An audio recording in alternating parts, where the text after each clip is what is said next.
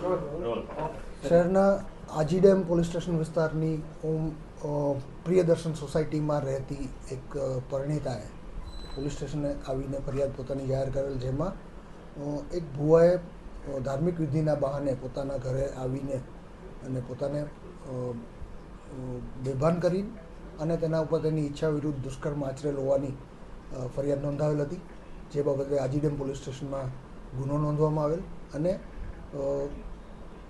આ ગુનાની તપાસ પીઆઈ એચ.એન. પટેલ કરી રહ્યા હતા. તે દરમિયાન પરિણીતાએ છેલ્લા 1.5 વર્ષમાં અવારનવાર આરોપીએ પોતાને ફોસલાવીને તેમજ ધાકધમકી આપીને તેના ઉપર દુષ્કર્મ આચર્યાની ફરિયાદ નોંધાવેલ છે.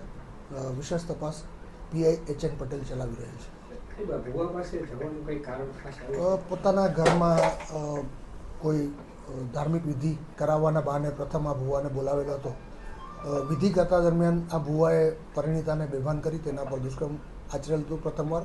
ત્યારબાદ ભુવાએ અવારનવાર તેમની સાથે ગરબો કેળવી અને તેમના ઉપર ધાકધમકી આપી અને અવારનવાર તેમના ઉપર બળાત્કાર ગુજારેલ હતો.